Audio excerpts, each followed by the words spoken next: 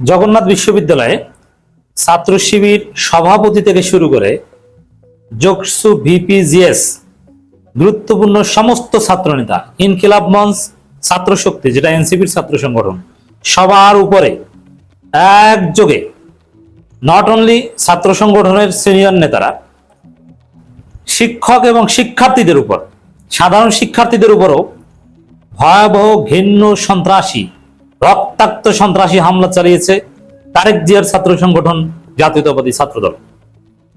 দর্শক, প্রথমে আমরা এই ঘটনার তীব্র নিন্দা ও প্রতিবাদ জানাই।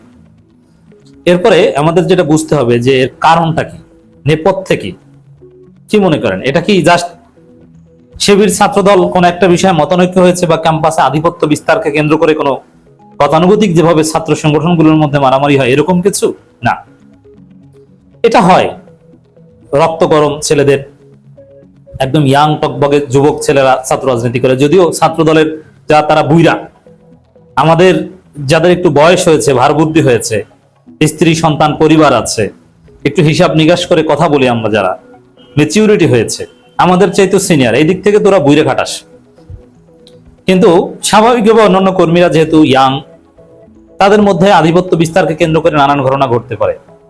সেটা সংঘাত সংঘর্ষের রূপ নিতে পারে, কথায় কথায় বা ব্যক্তিগত আত্মসম্মান, সালাম দিলি না কেন, নানান ভাবে ঘটতে পারে। কিন্তু জগন্নাথ বিশ্ববিদ্যালয়ে শিবির, ছাত্র শক্তি, ইনকিলাব মঞ্চ, সাধারণ শিক্ষার্থী এবং শিক্ষকদের উপর যে ছাত্র দলের ন্যাক্কারজনক হামলা, এটা স্বয়ং তারেক জিয়ার প্ল্যানের অংশ। এই জিনিসটা আগে বুঝতে হবে, তারপরে প্রতিবাদ করুন। তার আগে আমাদের যে বিষয়টা ক্লারিফাই করতে হবে, এখন শিবির সভাপতি, ডাকসু, জিএস থেকে শুরু করে গুরুত্বপূর্ণ নেতাদের, ভিপিজিএস দের মেরে রক্তাক্ত করে, আহত করে ক্যাম্পাস থেকে বের করে দিয়েছে ছাত্রদল, প্রকাশ্যে ক্যামেরার সামনে। সন্ত্রাস কত প্রকার ও কি, পেশি শক্তির রাজনীতি কত প্রকার ও কি, ছাত্রলীগের স্টাইলের রাজনীতি কত প্রকার ও কি আমরা জগন্নাথ বিশ্ববিদ্যালয়ে আমাদের চোখের সামনে দেখলাম। যে মেরে নির্বাচিত ছাত্র সংসদের প্রায় সবাইকে ক্যাম্পাস থেকে বের করে দিয়েছে। আপনি বুঝতে পারছেন কেমন গায়ের জোর, কেমন সন্ত্রাস? শিক্ষার্থীদের এজেন্সি, নির্বাচিত ছাত্র প্রতিনিধি, ছাত্র সংসদ, এদের প্রতি সামান্যতম শ্রদ্ধা তাদের নাই, বরং নির্বাচিত ছাত্র প্রতিনিধির উপরেই ওদের যত ক্ষোভ। কারণ কেন শিক্ষার্থীরা শিবিরকে ভোট দিল? এই প্রতিশোধ নিচ্ছে, শিবিরকে ভোট দেওয়ার প্রতিশোধ নিচ্ছে সাধারণ শিক্ষার্থীদেরকে পিটিয়ে। এখন এখানে জগন্নাথ বিশ্ববিদ্যালয়ের ছাত্রদল এবং শিবিরের শক্তি সম্পর্কে আপনাদের একটু ধারণা দিই। জগন্নাথ বিশ্ববিদ্যালয়ে শিবিরে কমপক্ষে 3 থেকে 3,500 সক্রিয় জনশক্তি রয়েছে, যাদেরকে নিয়ে শিবির মারামারি করতে পারবে। সাধারণ ভোটারদের বাদ দিলাম, 3 থেকে 3,500 রয়েছে। এটা জগন্নাথ বিশ্ববিদ্যালয়ের মধ্যে একটা ছোট্ট বিশ্ববিদ্যালয়, অবিশ্বাস্য, অস্বাভাবিক। ঢাকা বিশ্ববিদ্যালয় 3-3,500 ইটস নর্মাল, কারণ এখানে 40,000 শিক্ষার্থীর একটা বিশ্ববিদ্যালয়। আর জগন্নাথ বিশ্ববিদ্যালয় ছোট একটা বিশ্ববিদ্যালয়, সেখানে শিবিরের জনশক্তি সব মিলে 3 থেকে 3,500 আছে। আপনি কল্পনা করতে পারবেন না। আর ছাত্র দলের সব মিলে 300 ক্রস করা কঠিন হবে, এতটা শক্তির ভারসাম্যের পার্থক্য। কিন্তু তারপরও রাজধানীতে শিবির একদম পিওর পাওয়ার পলিটিক্স করবে, ছাত্র দলকে পিটিয়ে ক্যাম্পাস ছাড়া করবে, এটা আমরা পরামর্শ দিই না। কারণ এখানে তারেক রহমান নিজে জড়িত। তারা চায় এটা ক্যাম্পাস দখল করার একটা প্ল্যান, শিবিরের পায়ে পাড়া দিয়ে মারামারি বাঁধানো।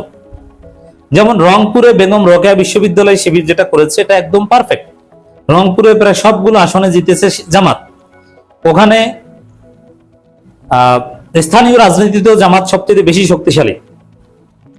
সেখানে ছাত্রদলকে পিটিয়ে ক্যাম্পাস ছাড়া করেছে, এটা ব্যাপার না। কিন্তু রাজধানীতে শিবিরের শক্তি থাকলেও এখানে সে পাওয়ার দেখাতে গেলে একটা স্যাবোটাজ করে, মামলা দিয়ে গণগ্রেপ্তার শুরু করবে, চিরুনি অভিযান শুরু করবে, তারপরে ক্যাম্পাস দখল করবে। বিশেষ করে জগন্নাথ বিশ্ববিদ্যালয়ে হামলা মূলত ছাত্র সংসদের মেয়াদ শেষ হওয়ার পর পুরো বিশ্ববিদ্যালয় ছাত্রদল দখল করবে, সেই পরিকল্পনার একটা অংশ।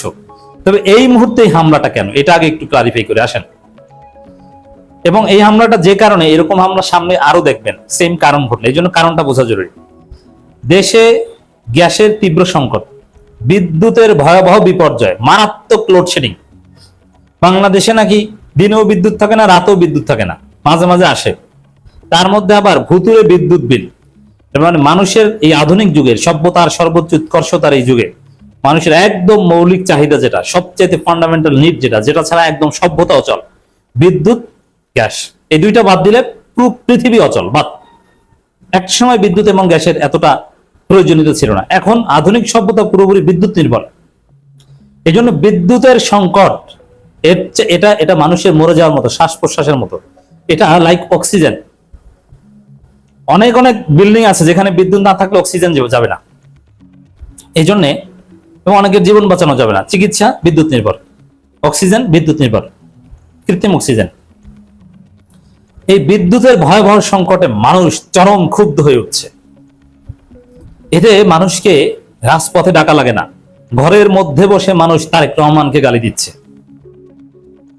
এবং গ্যাসের কারণে রান্না করতে পারছেন, আপনার টাকা আছে, আপনি বাজার করে আনছেন, চাউল আনছেন, ডাল আনছেন, সব আছে, কিন্তু গ্যাস নাই, রান্না করতে পারছেন না।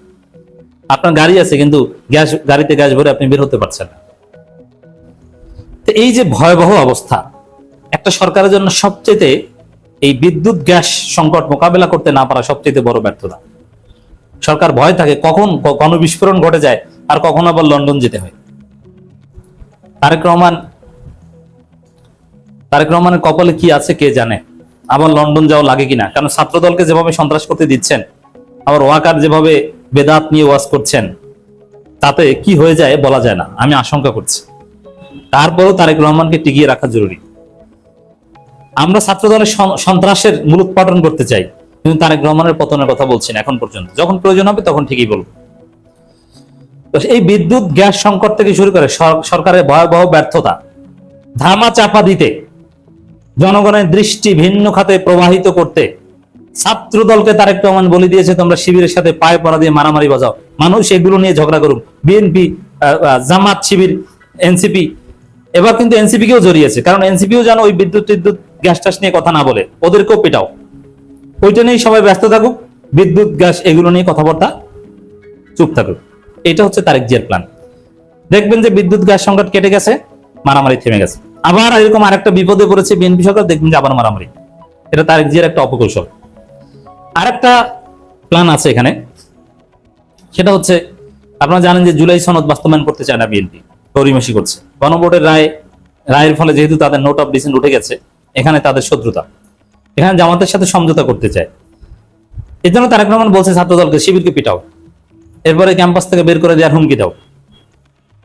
আর তারপরে বাধ্য হয়ে হয়তোবা জামাত সমঝোতায় আসতে পারে, ঠিক আছে ভাই আমাদেরকে পিটিয়ে ক্যাম্পাস ছাড়া করে না, আমরা জুলাই সনদ এই বিষয়ে ছাড় দিচ্ছি। এই অপরাজনীতি শুরু করেছে তারেক জিয়া।